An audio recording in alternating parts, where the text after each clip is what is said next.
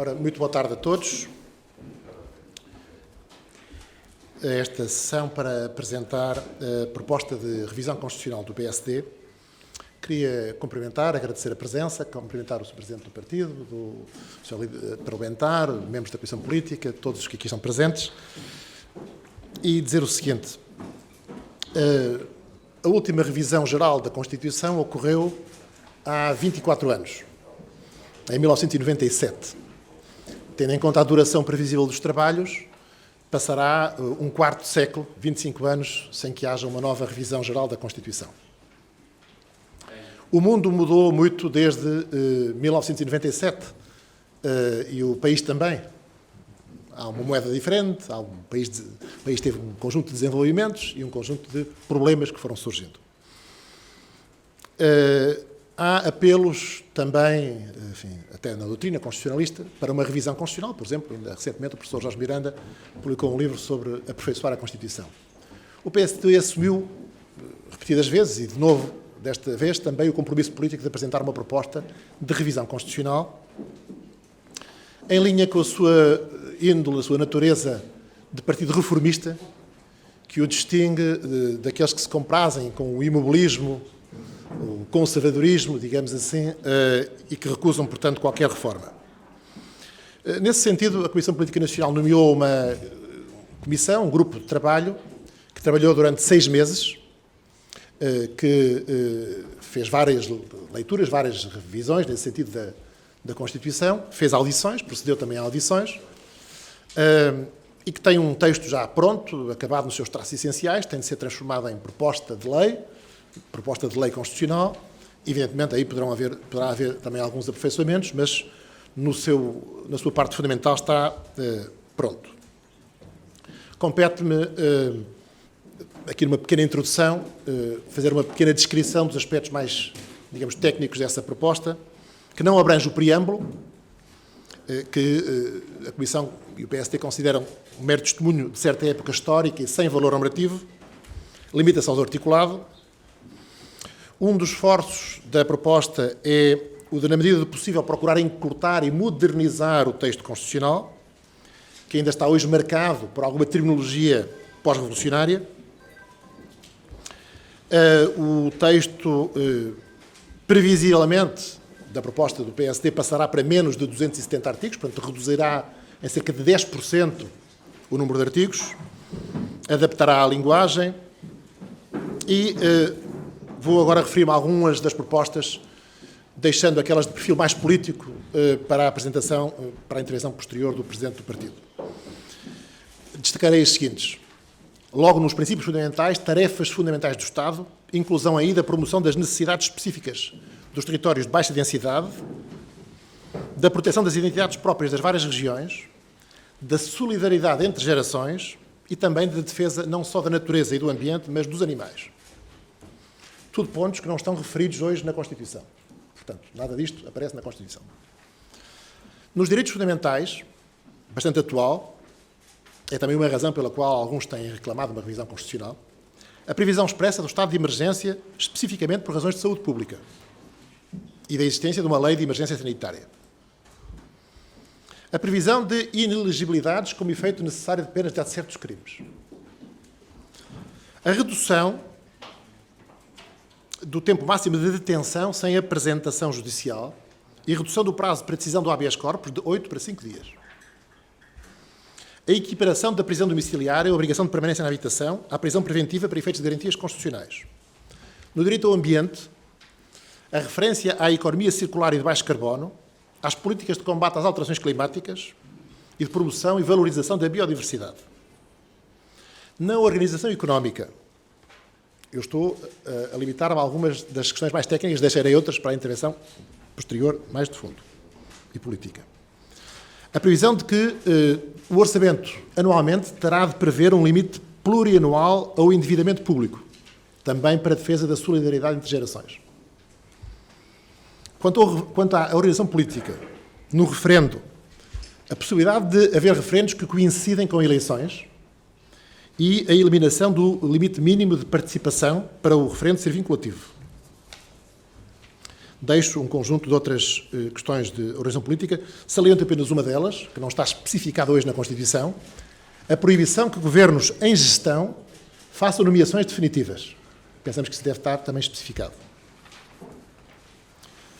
Nas regiões autónomas, é uma questão que tem sido muito discutida há muito tempo. O PSD e a Comissão e o PSD vai propor a eliminação da figura do representante da República e a transferência das suas competências para o Presidente da República. Passarão a ser exercidas diretamente pelo chefe de Estado.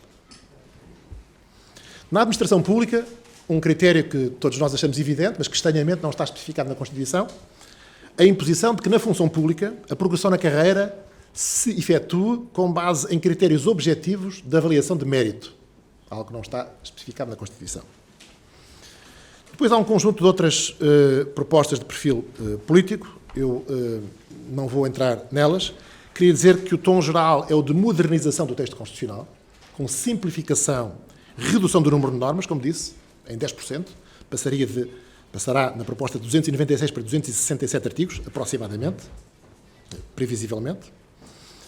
E é uma proposta que, a meu ver, se justifica, que na visão do partido se justifica no momento atual, e que, como disse, com isso terminaria, distingue o PSD como partido reformista daqueles que negam à partida qualquer reforma, imobilistas, esperemos que não reféns de ideologias que, aliás, já morreram no século passado. Muito obrigado, era isto que tinha a dizer. Muito obrigado.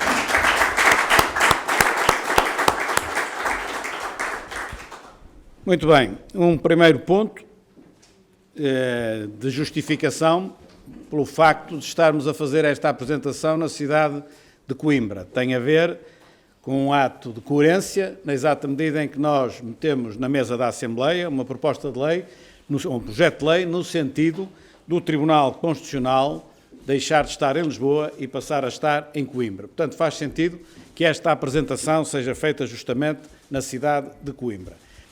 Ainda não houve debate e votação sobre esse projeto de lei por causa da pandemia, na exata medida que nós não queremos que seja agendado num dia, debatido no dia seguinte, votado logo a seguir. Queremos que haja um debate, inclusive nacional, sobre isso. E, portanto, a pandemia não permitiu que fosse feito, mas está lá o projeto e, na primeira oportunidade, assim se fará. De tudo aquilo que hoje é apresentado, não está nenhuma medida ligada às autarquias locais. No entanto, a nossa proposta prevê alterações relativamente às autarquias locais. Não serão públicas antes das eleições autárquicas, na exata medida que o pior que podíamos fazer era baralhar a campanha eleitoral autárquica com alterações estruturais à componente constitucional dessa matéria. Por isso, o projeto de revisão, projeto em concreto, só entrará na mesa da Assembleia da República a seguir às eleições autárquicas. Portanto, neste momento, estão aqui as linhas de força e as principais linhas que estão assumidas, que lá estarão. Depois estará muita outra coisa mais miúda, mais pequenina, sem grande significado político, e estará também alguma matéria ligada às autarquias locais. Dito isto, eu queria agradecer publicamente ao professor Paulo Mota Pinto e a todos os que pertenceram a esta comissão para a revisão da Constituição da República Portuguesa, pelo trabalho que tiveram, que, segundo os ecos que me chegam, é que foi um trabalho, aturado, mas que custou pouco, porque foi excepcionalmente participado e entusiasmante por parte das pessoas. Ainda bem que assim é, portanto, nós estamos agradecidos, que proposta que depois também já foi apreciada na Direção Nacional e sofreu pequenos ajustamentos relativamente àquilo que era a proposta da Comissão. E eu agora vou dar os pontos politicamente mais, até posso dizer controversos, porque se eu estou a fazer isto é justamente para pôr a sociedade portuguesa a debater aquilo que é a nossa proposta. Primeira, prevê-se a redução do número de deputados. Hoje, a Constituição da República permite entre 180 a 230. Nós fazemos uma ligeira alteração. Propomos que seja entre 181, número ímpar, e 215, número ímpar também. Portanto, baixamos de 230 para 215. A nossa proposta de revisão do sistema eleitoral irá depois, em concreto, e talvez ainda este mês, dizer, dentro deste intervalo, se ficamos nos 200, nos 214, nos 215, nos 210, mas haverá esta redução, que na prática será no mínimo de 15. Não é muita, mas nós temos de ter atenção que se fizermos uma redução muito grande do número de deputados, nós aniquilamos os partidos pequeninos. E a ideia é manter os partidos pequenos, naturalmente, como é lógico, com alguma representatividade que os permita trabalhar na Assembleia da República. Segunda proposta é o aumento das legislaturas de 4 para 5 anos. Hoje, uma legislatura demora 4 anos e nós propomos de 4 para 5, e a ideia é fazer o mesmo para as autarquias locais. Aqui digo isso porque isso não é matéria constitucional, é matéria de lei. E, portanto, na primeira oportunidade, se assim for, nós proporemos que os mandatos nas autarquias também sejam de 5 anos. Isto é fruto da experiência acumulada que muitos temos, a começar por mim. Permitam-me só agora, por exemplo, ainda anteontem tive oportunidade de referir isto. Eu estou neste cargo há 3 anos e meio, e eu tive eleições para a região autónoma da Madeira, para os Açores, para o Parlamento Europeu, para a Presidência da República, para as autarquias locais, às quais somam 2 eleições diretas dentro do partido. Portanto, tem de haver algum tempo para também as pessoas tranquilamente governarem, sem estarem permanentemente preocupadas com o ato eleitoral seguinte, que é já. E, portanto, a nossa proposta de passar de 4 para 5. A redução dos limites à dissolução da Assembleia da República, que hoje é de 6 meses após a eleição da Assembleia, e não se pode também dissolver a Assembleia nos 6 meses anteriores ao fim do mandato do Presidente da República. Reduzimos esse de 6 para 3 meses. Passaria a ser só de 3 meses. E a possibilidade, são 2 projetos de lei que nós já metemos no Parlamento e que a esquerda chumbou, e que têm a ver com a possibilidade das comissões de inquérito na Assembleia da República terem pessoas que não são deputados, que terão todos os direitos dos deputados, à exceção de votar, à exceção de decidir. É algo que hoje, em minha opinião, é possível. No entanto, fica claro na nossa proposta. E porquê é que eu digo que é possível? É possível porque eu próprio, há muitos anos atrás, já pertenci a uma comissão de inquérito, onde estavam lá pessoas que não eram deputados, designadamente um que todos vocês conhecem muito bem, que se chama Marcelo Rebelo de Sousa, e que na altura não era deputado nem Presidente da República, e estava lá em representação das famílias, era uma comissão ligada ao acidente de Camarate.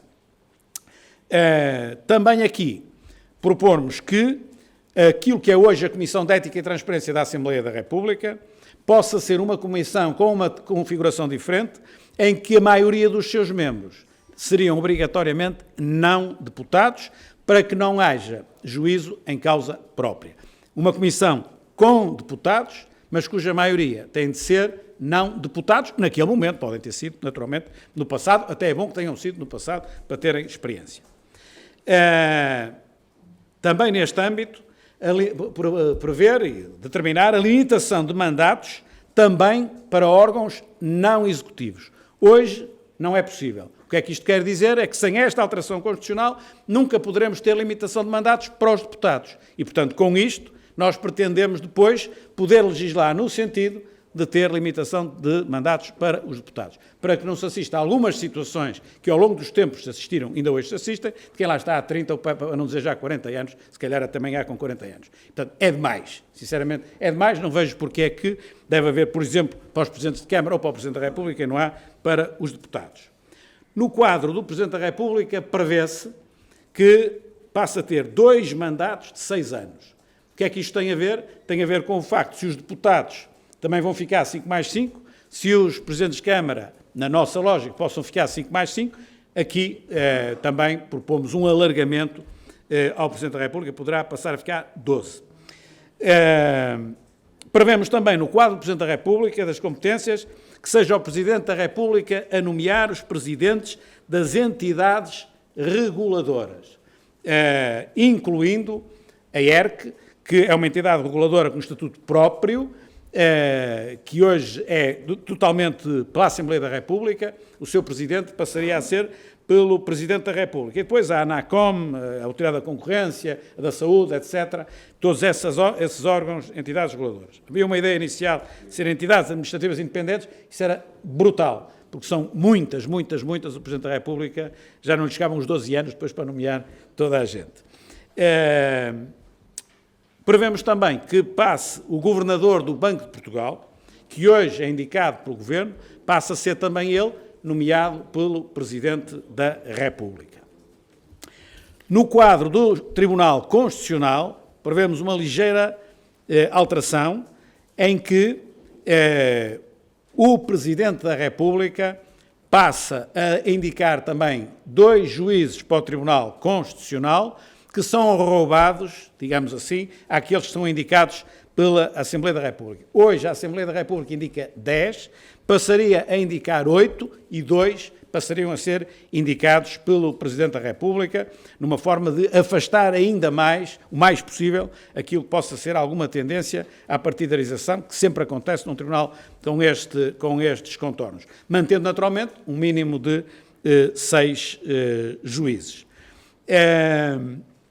No que toca aos tribunais, damos uma possibilidade ao Presidente da República de presidir ao Conselho Superior da Magistratura e ao Conselho Superior do Ministério Público, desde que lhe interesse, desde que queira. Não é ele o Presidente, mas se quiser, pode ir presidir às reuniões que muito bem entender.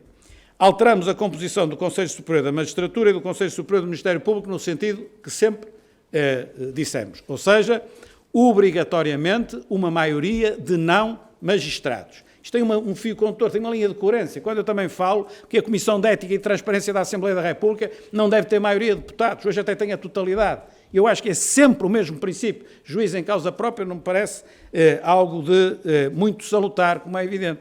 Portanto, também aqui seguimos a mesma lógica. E, portanto, o Conselho Superior da Magistratura, que hoje o Presidente da República indica 2, a Assembleia da República indica 7, depois há 6 juízes, depois há o Presidente do Supremo e há um Vice-Presidente.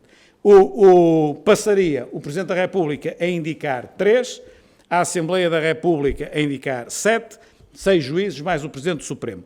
17 membros na mesma, tal como é hoje, mas uma obrigatoriedade de a maioria ser não magistrados e uma característica é que os indicados pelo Presidente da República, os 3, pelo menos 2, têm de ser oriundos de profissões não jurídicas. Não devem ser juristas, devem ser personalidades da vida nacional, escolhidas pelo Presidente da República, fora daquilo que é o sistema judicial. Todos nós percebemos que têm de ser, naturalmente, pessoas de uma dimensão intelectual e cultural elevada, para, não sendo juristas, estarem capazes de desempenhar. Mas é uma visão que vem de fora que parece do maior relevo.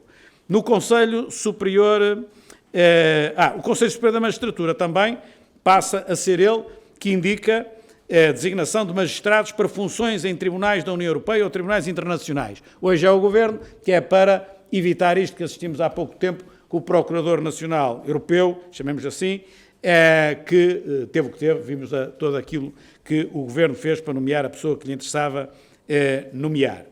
Relativamente à composição do Conselho Superior do Ministério Público, que hoje tem uma maioria muito grande de magistrados, hoje tem 12 magistrados do Ministério Público, 5 pessoas indicadas pela AR, 2 pelo Ministro da Justiça, ou pela Ministra da Justiça.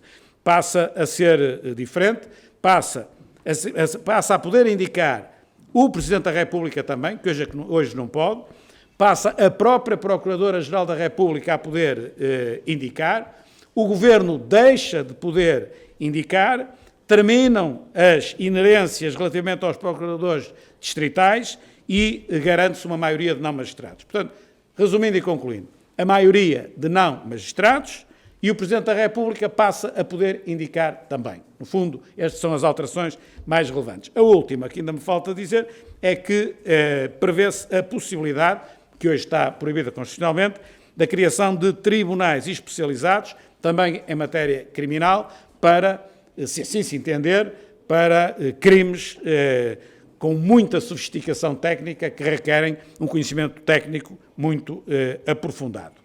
E, basicamente, agora, isto podia ter outro tanto tempo para outras tantas alterações, mas todas de pormenor, algumas mesmo de aperfeiçoamento do próprio texto e de modernização do próprio texto, que serão dadas à luz do dia quando der entrada ao projeto de revisão constitucional na mesa da Assembleia da República. E dito isto, façam um favor.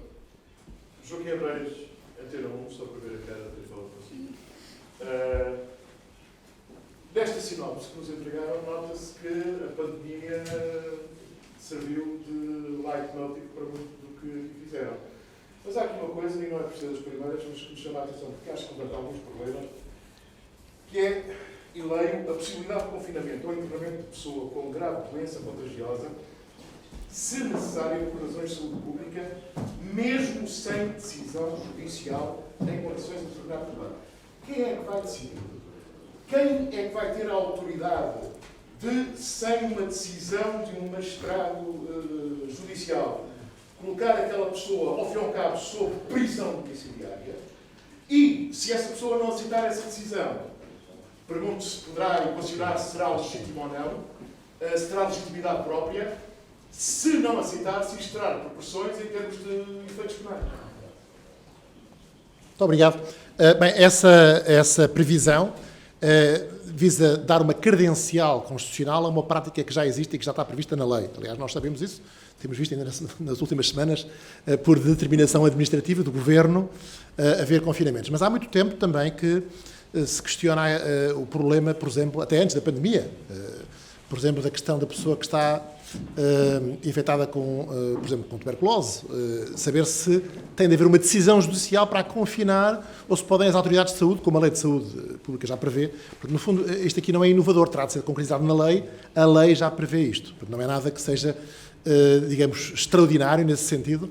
E realmente, esta medida em concreto não é só determinada pela pandemia. A anterior, relativa ao estado de emergência, poderei dizer que a pandemia realmente aí teve uma influência decisiva, mas esta é uma reivindicação que já tem bastantes anos da própria doutrina constitucional e desta área. Mas quem terá, então, a possibilidade de decretar confinamento? Terá de ser concretizado pela lei, justamente a Lei de Saúde Pública, serão provavelmente as autoridades de saúde pública, é preciso ver. A nossa proposta de revisão constitucional não chega a esse detalhe.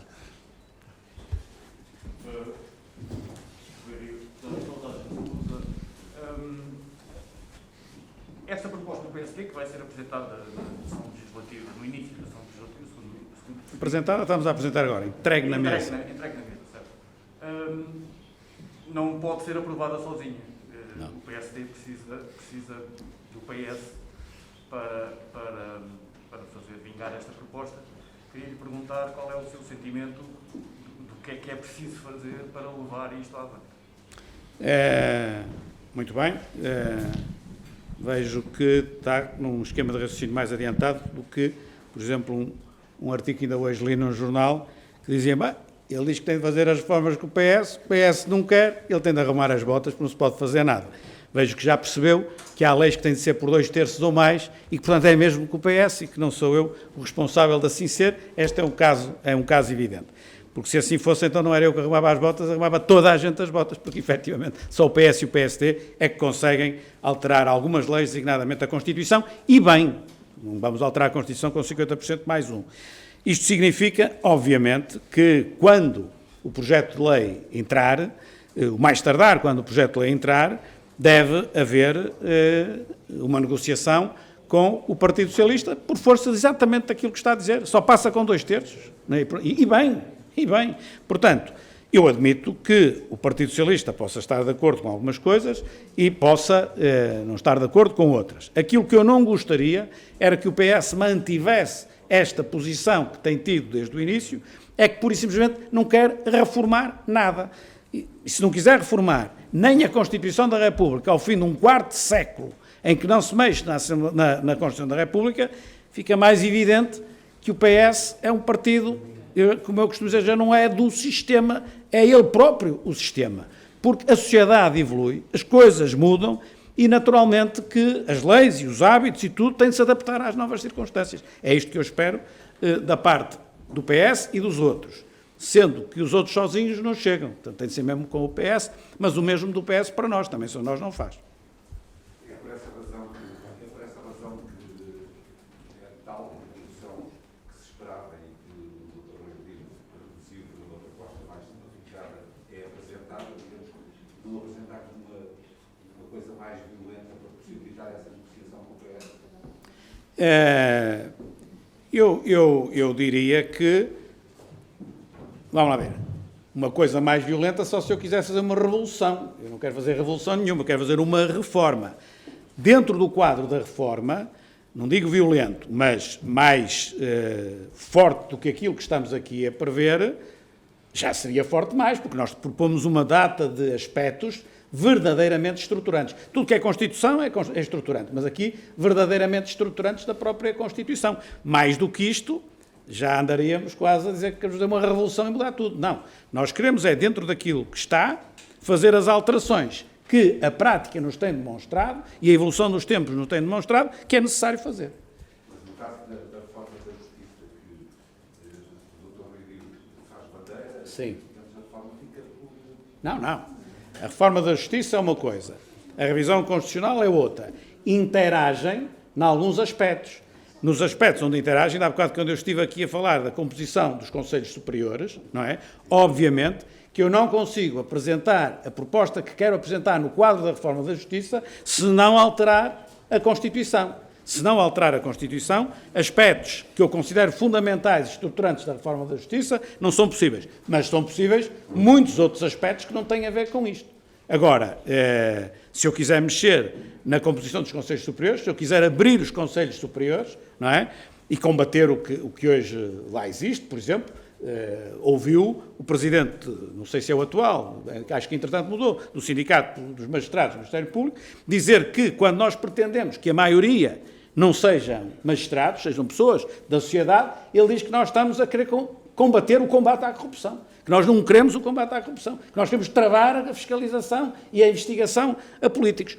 Nós queremos acabar com isso, que essa conversa é uma conversa própria para um André que não é Coelho Lima, mas é Ventura. Isso é que é uma conversa própria para isso. O que nós queremos é exatamente o contrário. Nós queremos arejar tudo, inclusive na Assembleia da República. É isso que estamos a propor. Doutor, se me permite, de novo, Joaquim Reis Ateirão, o senhor falou há pouco que querem diminuir o número de deputados na Assembleia da República, que não querem, contudo, diminuir muito para não prejudicar os pequenos partidos. Ora, de estudos feitos no passado, qualquer diminuição de deputados vai afetar sempre os pequenos partidos, a menos que seja alterado o método de cálculo dos mandatos.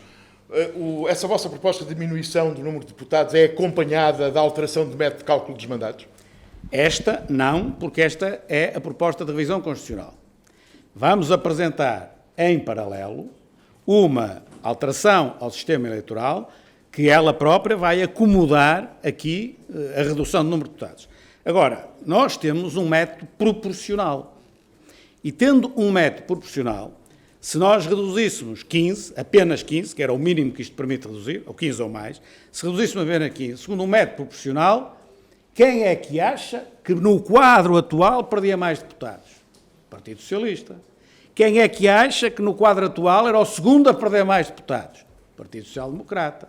Quem é que acha que no quadro atual seria o terceiro? Provavelmente o Bloco de Esquerda. Ou seja, se nós vivemos num sistema, e temos de continuar a ver, proporcional, é lógico que cada redução que se faz penaliza fundamentalmente os grandes, são esses que perdem mais. O que nós não queremos é que depois os pequeninos possam perder mais do que aquilo que é acomodável a um funcionamento salutar da Assembleia da República. Agora, qualquer redução, quem perde mais são sempre os grandes.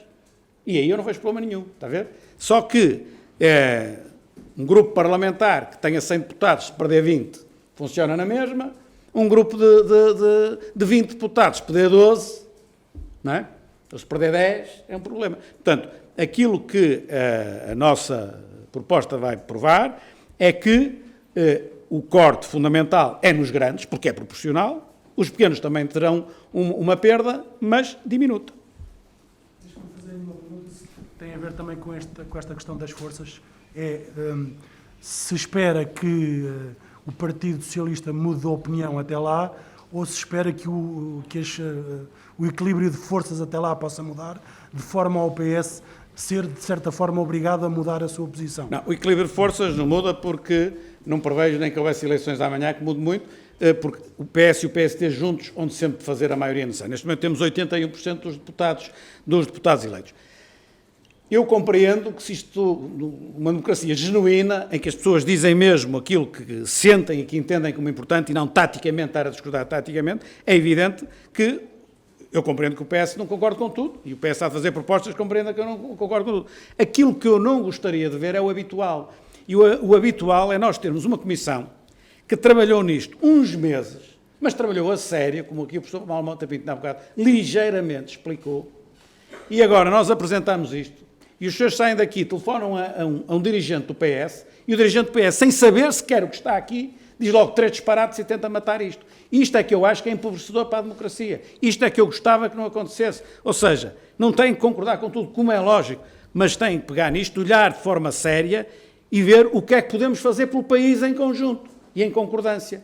Agora, o normal é eu, daqui por 1 ou 2 dias, ver um deputado qualquer do PS, de repente a dizer o pior disto, sem saber sequer o que é que está a falar. E é isto que atrasa o país, é isto que empobrece a democracia, e é isto, eu pessoalmente, mas já nisto há muitos anos, estou cansado de ouvir, e que não favorece o país em nada. Olhem para isto com tranquilidade, com calma, com racionalidade e sem tática partidária, não é?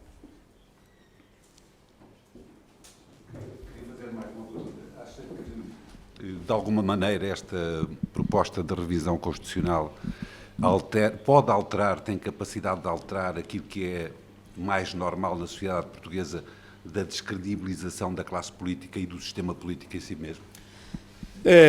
Há coisas que não se fazem por decreto-lei, nem por lei constitucional sequer, não é?